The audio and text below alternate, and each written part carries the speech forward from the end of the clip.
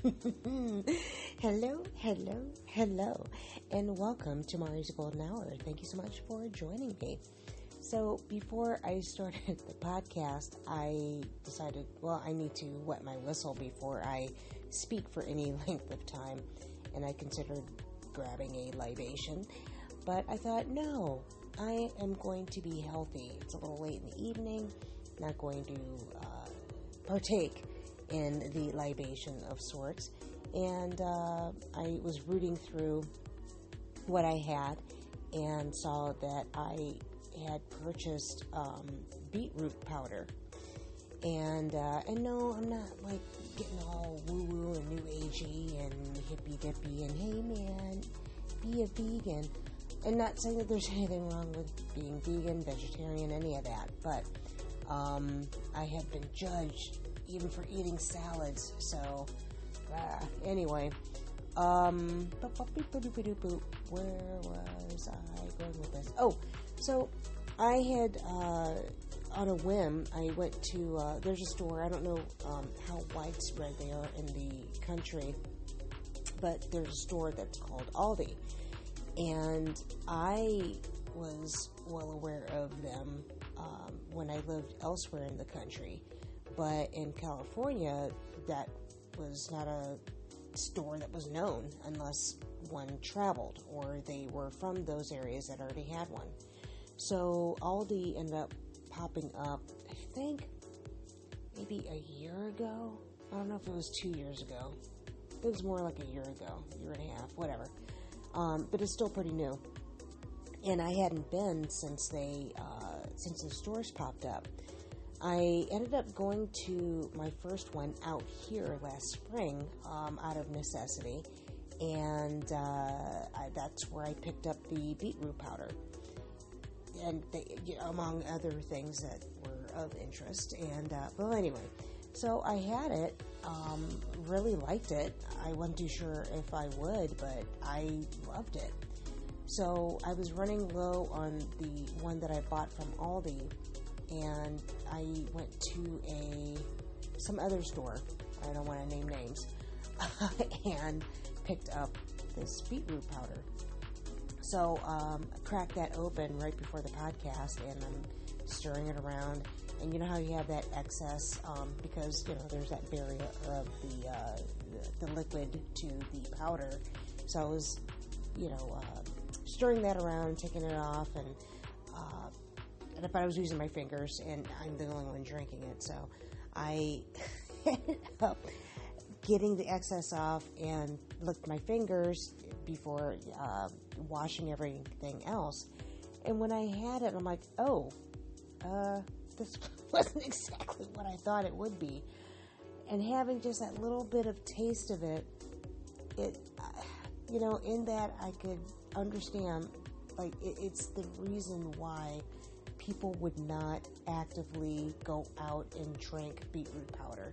That's the best way I can describe this, and I don't know how I'm going to get through it, but I'm going to muddle through, because, things ain't cheap. I already opened it. I'm sure I could talk to the manager and take it back, but it's like, it's not going to kill me. At least I hope it won't. So, beet powder it is. Let's see, what has been going on? Lately, actually for, a few weeks now, maybe longer. I don't know when this started or why, but I've been getting into the tiny homes and just falling down that particular path of video watching. And so I've been getting into the brand new homes that are built, the remodels, the tiny homes, all of it.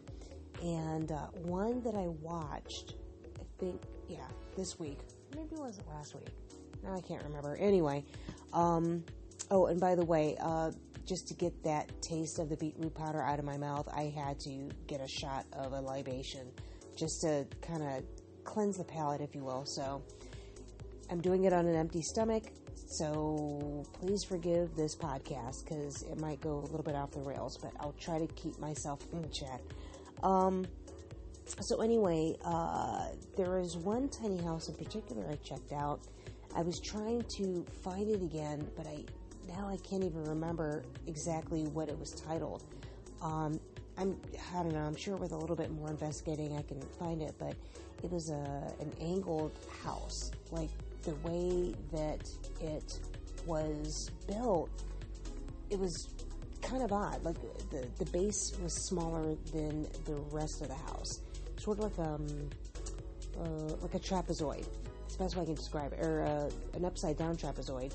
Actually, the trapezoid be upside down? Well, a trapezoid is a trapezoid, so it doesn't really matter which direction it's facing. It's still going to be a trapezoid. But anyway, that's the shape that it was taking. Then I looked at another one that had... it was... I'm trying to remember the title of it. All that I can remember right now, and I do apologize about this. If I remember it, I'll try to bring up the exact titles for next week. But this one was in Pittsburgh, and they were making use of a small plot of land that the homeowners had. So what they did, at first I thought this whole thing was pretty cool, but then they ended up demolishing this perfectly good garage, and it was made out of brick, and it looked so sturdy, like it was going to withstand any tornado, any storm they had. And this new construction company just tore it down. And I thought, okay, if they're tearing that down, hopefully whatever it is that they're going to build in its place will just blow my mind. And I was holding out hope, and it didn't. It was like an okay tiny home or one bedroom apartment. Like, I guess the whole interesting concept was that it was like a prefab home, but it's designed in such a way that you can add on to it and you can take away as life goes on. So let's say that you are starting off in life and maybe you're single. So you have this one bedroom home, and then you meet somebody, and then you start a family, and it's like you can, the way that they have designed it, you can build a staircase and tack on and build another level on top of that for your bedroom and bathroom. And you keep adding on from there, and then taking away as you get older and the kids move out and so on and so forth.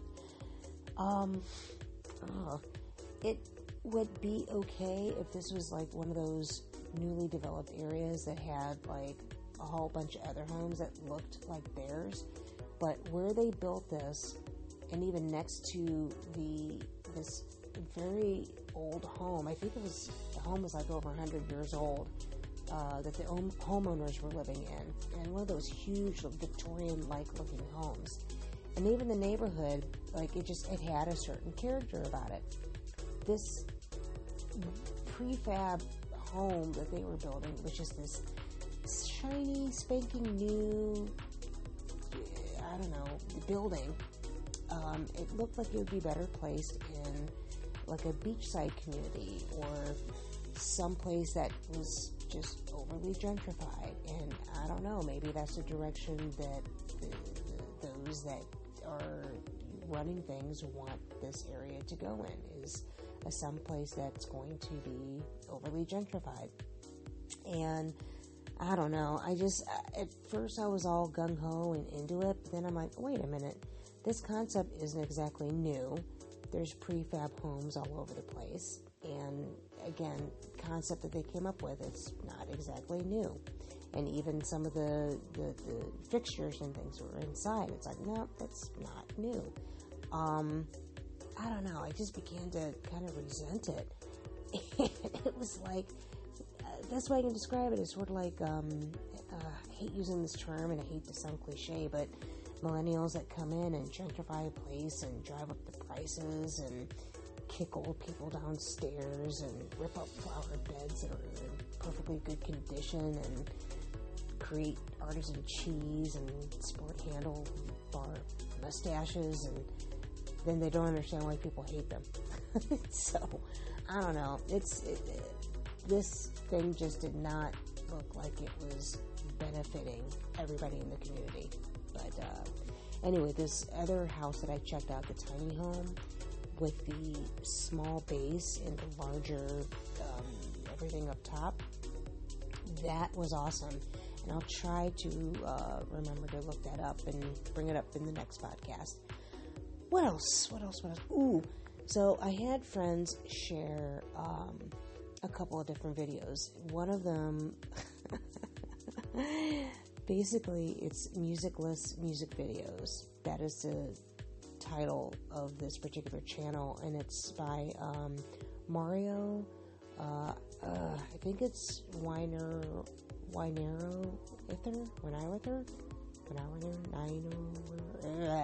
Anyway, look up musicless music videos, and the one that was sent to me was Separate Ways by Journey. And if you need a laugh, it is one to watch. It is just, it's awesome. Whether you are familiar with the song or not, well worth watching. And another one that I looked at today, actually, is also the same channel, the musicless music videos by Mario. How do you spell it? It's the last name is spelled Winenerroither. Winenerroither. Yeah, Winenerroither. I'll do that. Can't say that one 10 times fast. Anyway, so the other one that person did is The Prodigy's Firestarter. It is awesome. And also, another side note, rest in peace, Keith.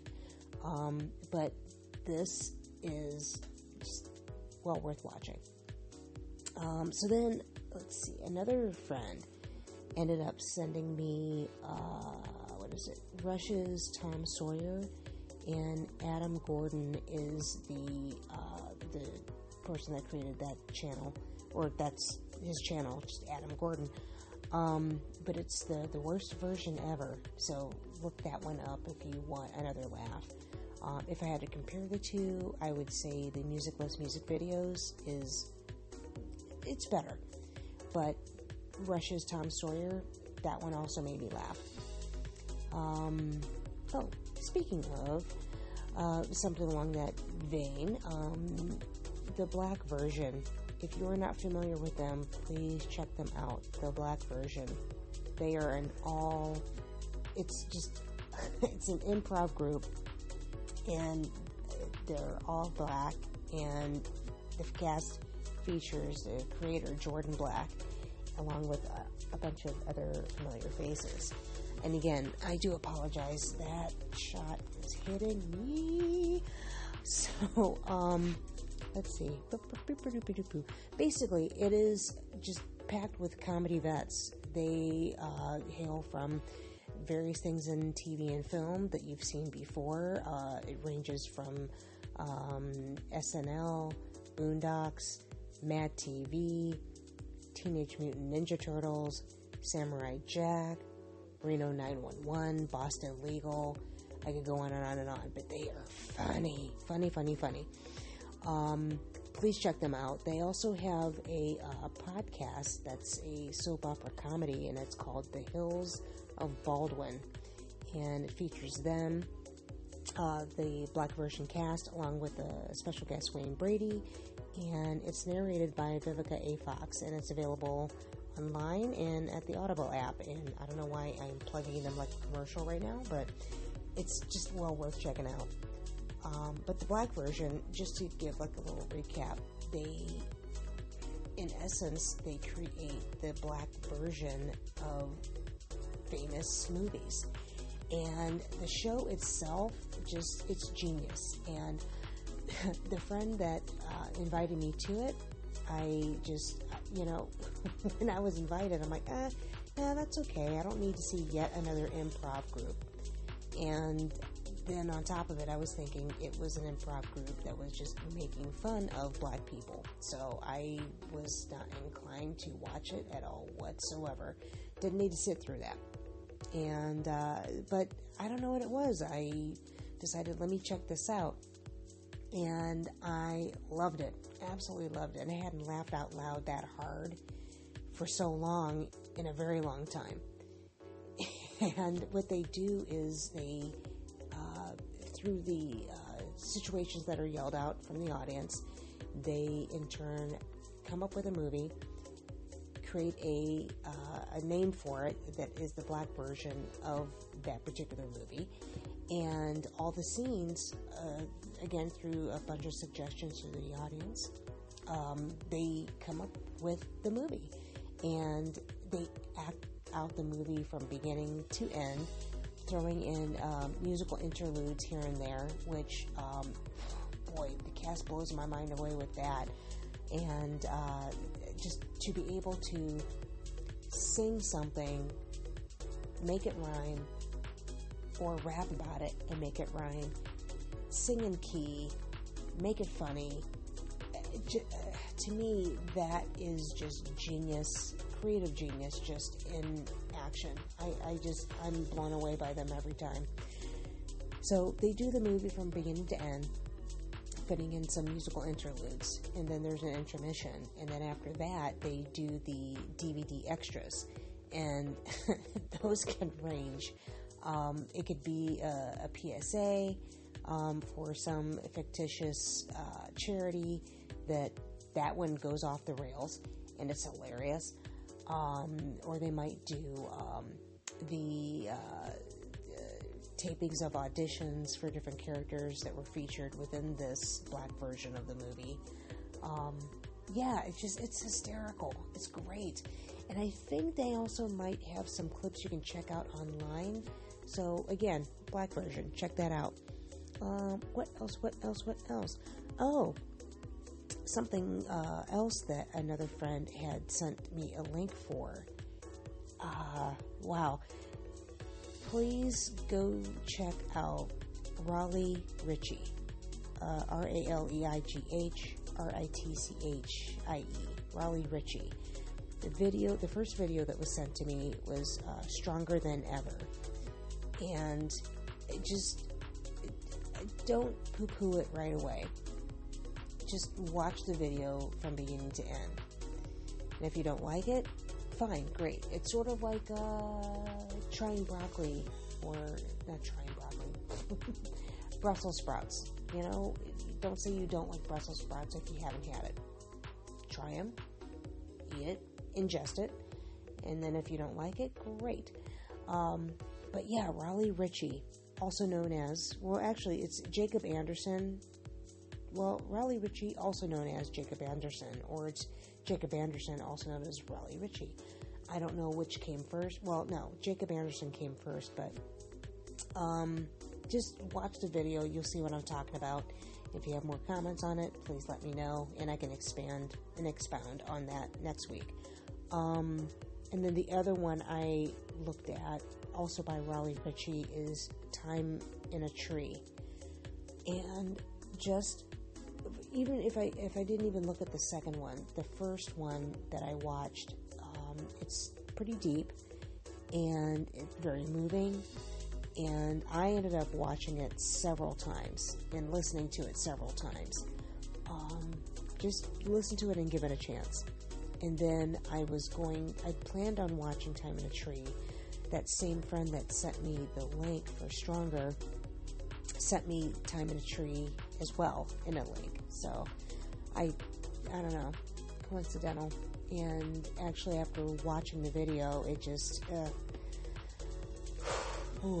basically, and I don't know if all of his music and videos are just deep and mind-blowing and moving, but it's just give it a chance. Just give it a chance. That's all I'm going to say about it. I don't want to ruin anything by talking too much on it. Something else I recently came across, and I don't know if this just came up on the scene like today, a couple days ago. I have a feeling it's recent. There's a song called, and I just discovered it through the iPhone mini ad, which I'm sure many people already have, or you will. It's called Hello, Hello, Hello by, I think her name is Remy Wolf. Yeah, like Remy Ma, but as Remy Wolf. There isn't an official video yet, but you can check out the audio that exists, but it has some pretty trippy and interesting visuals along with it. What's another one? Same friend that sent the Raleigh Ritchie video also sent me a video link for the group Rye, R-H-Y-E. The song was called Black Rain. I was thoroughly mesmerized by that video, and just check that out and you'll see what I'm talking about. Let's see, through some other rabbit holing from today, actually, I stumbled on this video link, and it's a guy, I feel like I've seen him before, because the shtick it felt very familiar. Then maybe this was just a different video, or a newer one. I'm not jazzed about the title and how it's titled, but just so you can find it and discover this for yourself. It's called White Boy Drops Unbelievable Freestyle Rap. And the guy who does this, I believe his name is Chris Turner. And I'm amazed. This guy, he freestyles right on the spot with things that are yelled at by the audience. So it is sort of, it's like improv, and the people will yell out crazy subjects that have nothing to do with each other, and they don't necessarily reflect what's current or anything in pop culture. Like, I think the one that I looked at was, cryptocurrency, I think the Japanese yen, I think that's right. The Hindenburg, sausages, and a couple other things. So, as you can see, but yeah, check him out, Chris Turner. He's really good, and I don't know, just to rap on something so extensively, the guy's smart and good. So, something that happened recently, I was waiting in line. I ended up going to the dollar store to pick up, I can't remember why I went there. It was for something simple that I needed. But anyway, things that people go to the dollar store for. Anyway, so I'm waiting there, and this particular dollar store that I went to, there's just always a long line. Always a long line, and it's like they never open up any other registers, and when they do, it's like they let it get down like maybe about halfway, and then somebody leaves, and then it's down to one register that's open. And anyway, so basically I'm hanging out and I'm chilling and just using the time just to like meditate. All good. I'm not going to be an angry shopper just because I have to wait a little longer. And this elderly gentleman comes through my aisle, and I don't know if he's coming to stand in line, getting things that are in that particular aisle, because everybody's like all the way down the aisle. And but I got out of his way, and he didn't say excuse me or anything, but I'm in my Zen mode and just not letting anything affect me. And so I don't know if he's shopping or I don't know what happened, because again, I'm just focused on my meditation and just facing forward, and all is good. I'm not looking around. I'm not being nosy, none of that. And so it sounded like it was getting a little bit heated behind me. And that's when I'm trying to remember how this went down.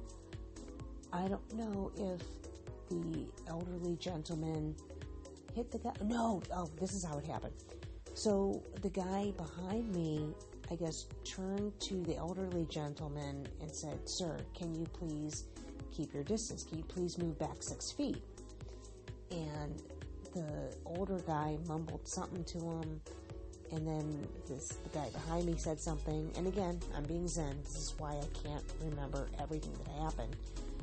But then it concluded with I think the old guy said something to the gentleman behind me, and then the gentleman behind me said, excuse me, what did you say? Or what did you just say to me? But it was getting heated. And so apparently the older gentleman just went away. He just went elsewhere in the store. And then the guy behind me said, well, what did he say? He said, oh, I'm sorry you lost the election.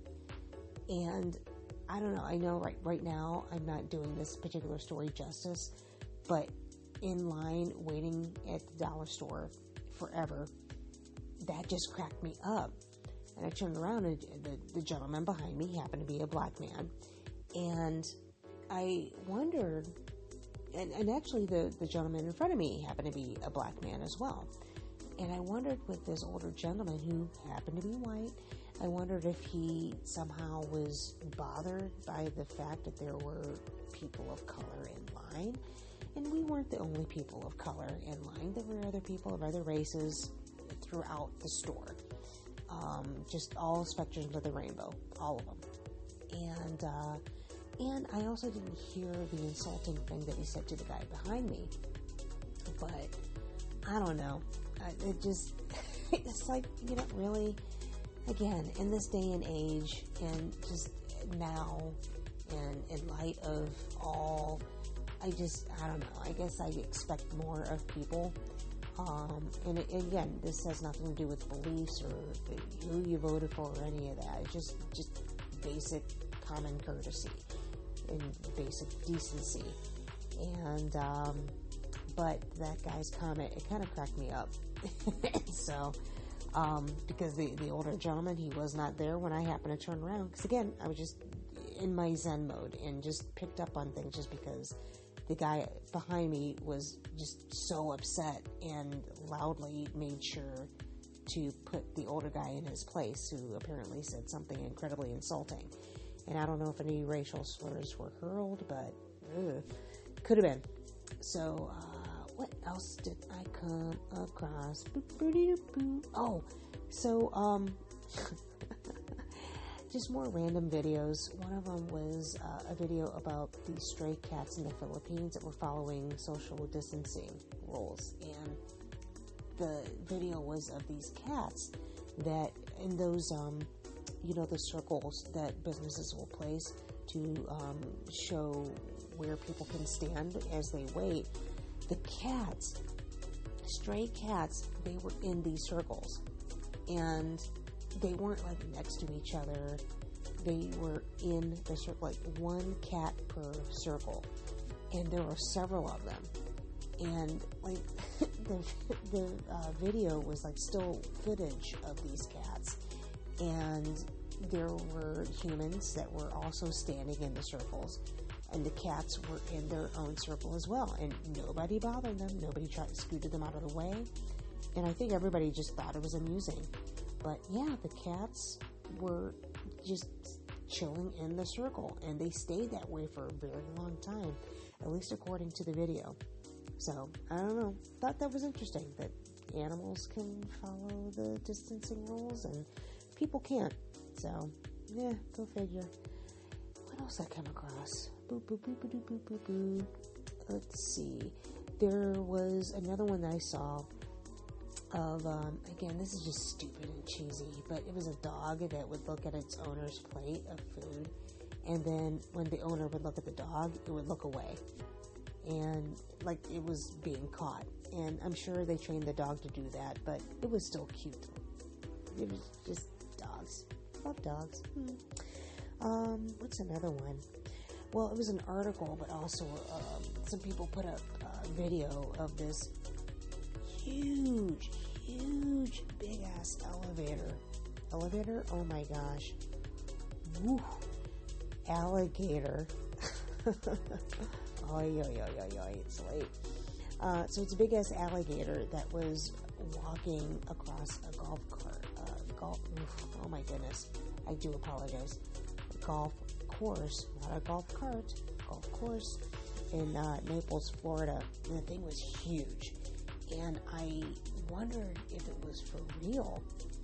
And even looking at the video, I still wonder, like, all right, is that a person in a costume?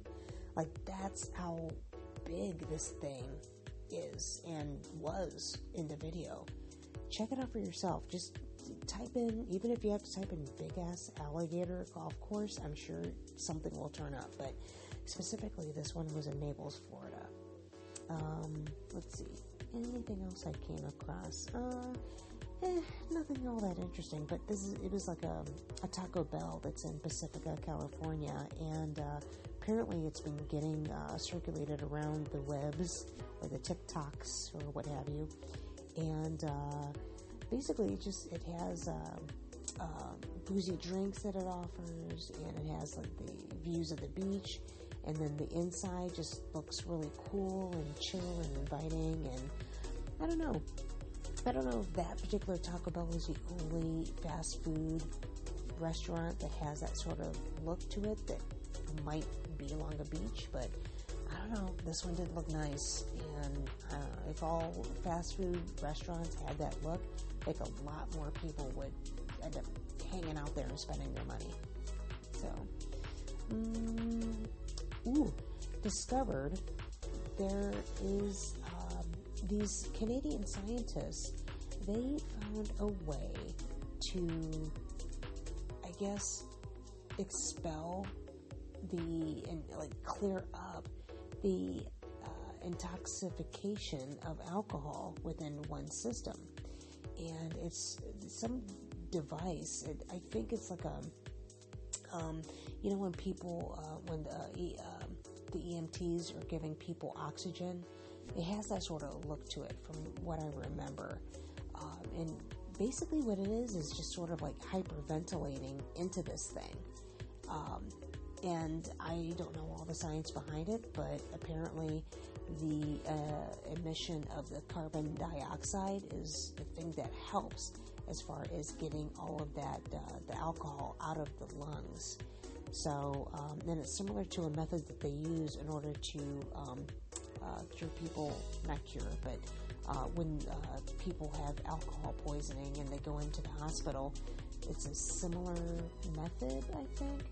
So, I don't know. It doesn't seem like it's completely new, but it is new. At least as far as something that's mainstream for people to assist in sobering up. So, anyway, be on the lookout for that. Another video I came across at random. It is the YouTube channel, or at least that person's name, is called Cat Cash Flava. And yes, it's along the vein of Cat Scratch Fever. So this one is Cat Cash, like money, Flava, like Flava Flav, on the hype tip. But this is a cat that has a really deep meow, and I listened to it, and I wondered if it was a goof. I really did, because it's like, no, that can't be real. That can't be. But apparently it is. And but check that out. And apparently there is this condition that some cats will have that it affects their larynx. I forgot the name of it, but there is a medical name and a medical reason for why cats would meow that deeply. So check it out. What's another thing I checked out? I watched a little bit of old Johnny Carson monologues, and one of them I happened to come across. I don't know. Well, first off, watching anything on Johnny Carson is just like this really interesting time capsule. And on occasion I'll watch like different people he'll have on the dais, and whether they're comedians or actors, and one of them had Betty Davis on it, and I was kicking myself that I missed that one. But equally funny comedian that was also being interviewed by Johnny. And, but anyway, during this monologue, he was just going down the news of that day. And one of them was, and I don't know if I have this right, but it was, he was talking about how the military was spending $400,000 on fax machines. Now, I don't know what I can't remember, just because the amount, remember when it sounded high, and for what it was, it's like, what? And I just can't remember if it was $400,000 per machine or $400,000 in total for a bunch of machines. And he went on to say that, you know, I guess his joke was something along the lines of how people could buy a fully furnished house for that amount of money. And I don't know, I still feel that is true for today. I mean, it depends on where you live, of course, but still. And then another thing that he mentioned was, that was also in the news, was a story about how Iran wanted to boost their tourism. And like, I kind of raised my eyebrows when I heard that. I was like, what? Really? And the audience pretty much did the same thing. And just imagining the marketing that must have gone behind that one. And so, I don't know. Time capsule. So, I came across another video. I was switched over into looking into, you know, some of those food channel things. And this one had a Thanksgiving theme to it. And at the point where I happened to catch it, there were chefs, some of them well known, some of them not, that were giving their opinions and their take on prepping for a turkey dinner. Primarily the turkey itself, just the preparation that goes into it, how long to cook it, so on and so forth. And that was interesting. Then after that, it was literally and figuratively, it was pretty much food porn. That's the way I can describe it. And what I was looking at, it was sort of like this like segment, like in between like programming, because it wasn't very long. And same with the other chef thing. And this one, I think, I'm trying to remember the channel it was on. I don't know if it was Bon Appetit or if it was something else, but it was called Turkey After Dark. And it really was food porn. Like, I cannot stress enough. Like, every aspect about it was just straight up porn. Like, so, like, the font that they used for Turkey After Dark, it was like in this, like, that 70s, like, bubbly kind of look that, like, you could see from, like, you know, One Day at a Time or Three's Company or, like, I don't know, some PBS, like, Electric Factory thing. And then, like, the music they used for it was, like, that sexy saxophone, baby making music. And then, so, they had, like, a woman with, like, painted red nails and just, like, seductively doing things to the turkey. So, like, even from, like, the rub that was used and how that person rubbed it. And this is just all hands. It did no full body. It was just hands on a turkey because it was all about the food and Turkey After Dark. So the rub was all, like, sexy, and even just how it was patted and just rubbed down.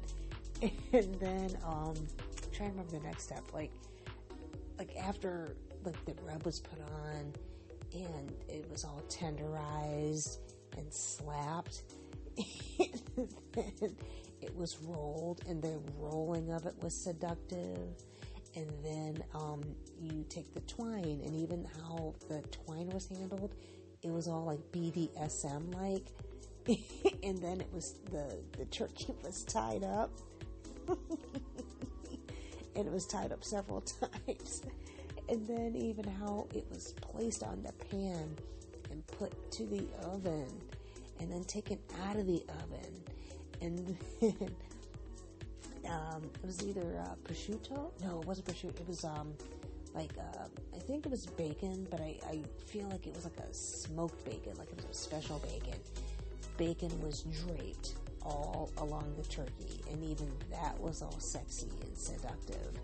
And then wrapped around the turkey roll, and then it was sexily placed on the pan to bake in the oven some more, and then was taken out of the pan, and then it was plated, and then it was, oh no, before it was plated, it was actually sliced, so you could just see all the juicy things that were going on inside, and then it was plated, and then it was presented, and then it was, I'm sure, eaten, and that was just all kinds of looking delicious. And that is Turkey After Dark. So, I switched and checked out another food thing, and it looked like it might have been interesting, but it was a donut bread pudding. But I thought it was going to be regular bread pudding, just created in some different way, but nope, it was donut bread pudding. And can't say that it compared to the sexy Turkey After Dark at all. And I'm not even too sure that I'd be a fan of this. I mean, yeah, I love a good donut, but I don't know. It just felt like a letdown after Turkey After Dark. But yeah, they ended up using just store-bought donuts. Like I thought they would at least make their own donuts from scratch, but no, it's just store-bought donuts, the glaze, cake, and blueberry, and for a binder they used a custard that was made from scratch, but that was pretty much it. You would think that, I'm sure maybe it tasted delicious, but I don't know, it just, all food now pales in comparison to Turkey After Dark. That sexy saxophone music, that just killed me. What's another one? Oh, GQ and their reaction videos, and it was like, and I'm sure you've seen this before, it's like experts react to things that they personally do in real life, like as a profession, but they see it in movies and critique it.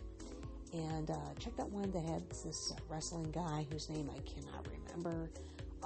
But that was interesting, and that's what kind of led me on this little path. Another one I checked out was a professional dancer who was critiquing the dancing done in a few dance movies. So that one I loved, of course. And then another one was with a guy named Forrest, I think it's Forrest Gallant or Forrest Galante. His was super interesting. He was critiquing the animal business done in movies, and I don't know what about it. It was just fascinating just to watch it. And I also checked him out. That led me down more of a particular path of he did a stint on Joe Rogan's podcast. And I didn't watch the whole thing. I just saw this little clip of, they were talking about a giant squid, which that in turn led me to other clips on the Rogan podcast, just ranged from a whole bunch of unexplained things, spacecraft and aliens and all that business, and, which actually, aliens. I was going to go down, I don't know, maybe I'll say that one for later. I may have a story to tell. What's another one? Ooh, I don't know how I randomly came across this. I think I was looking at another video that commented, the title of it was I think movies that people don't know about or are not aware about, but should check out, or it's just a bunch of movies that people do not know about at all. But I think the appeal was movies that nobody knows about, but definitely check it out. But this movie that intrigued me, it's called Ninjak versus the Valiant Universe. And there was something about it, at least in the clip that I looked at. It's like, let me check this out. Like, it looks like it'd be worth my while. And it's a low budget film, but it's decent. It's not perfect, but it's actually pretty good. And so I decided to watch it. And actually, you can watch it for free on the Valiant Comics YouTube channel. It's a 6-episode web series that they decided to put together into one movie and then launch it on their channel so people can watch it. And I'm glad they did that. So if somebody's going to, be a downer and a jerk about it, yes, you can critique it and point out all the glaring whatever's in it. But I watched it from beginning to end, and, overall, I liked it, and I would look forward to the sequel. And they did an awful lot with a very small budget. Like, I was surprised. There's some pretty heady and hefty effects that they have going on in this thing.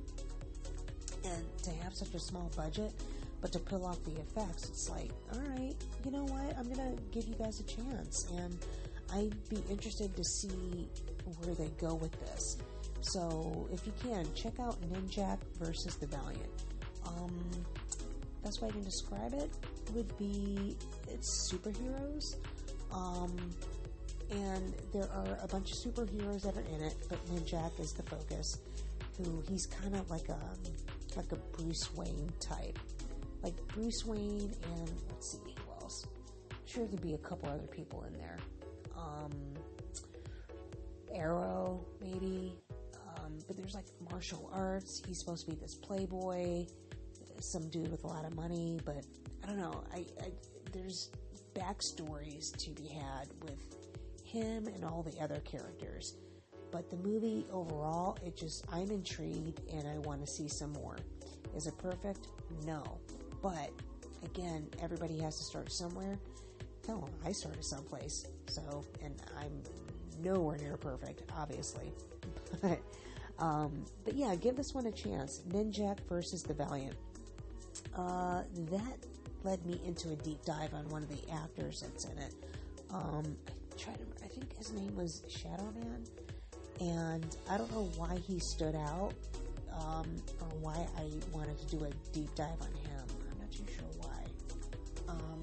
Or maybe I was just checking. Oh, I think that's what it was. I think I was just doing like a basic check on the cast. I'm like, who are these people? Who are they about? Like, what's going on here? And like the guy Ninjak, I think he was Deadshot on Arrow, like the CW's Arrow. And then the guy that played, I think it's Bloodshot, which it's not, or I think it's the same character that Vin Diesel played in that Bloodshot movie, but this Bloodshot, it's not Vin Diesel.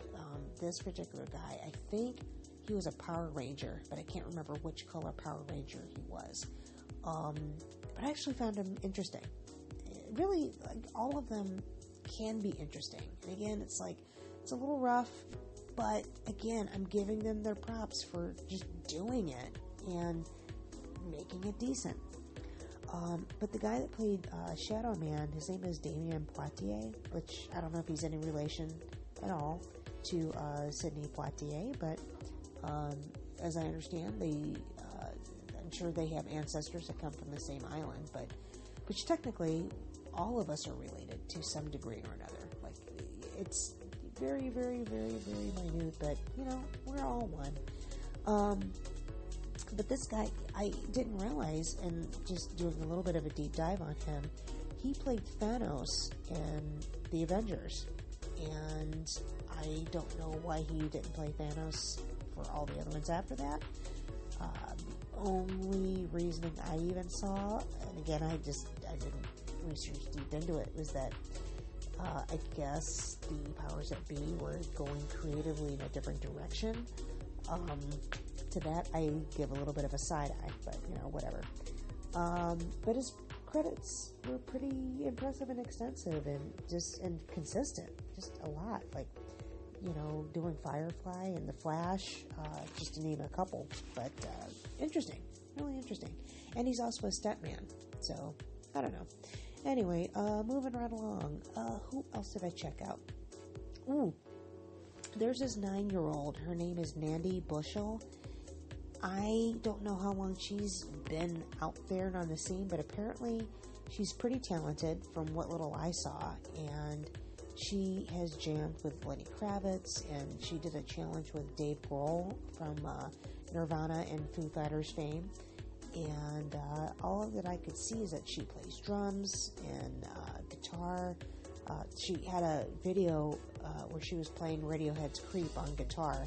I haven't checked it out yet, but I will, and I think she plays piano, but it's like, just a little bit that I saw of her, it's like, wow, here she is 9 years old, and she is playing the drums very well, and just extremely talented, and the fact that she can play guitar, piano, and the drums, man, this kid is just blowing up, on fire.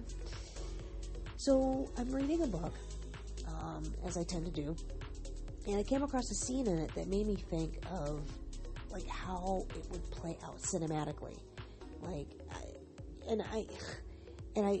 instead of just enjoying the book, I was like reading the book and reading the scene, and just something about it, I'm like, if this played in a movie, it would unfold like this.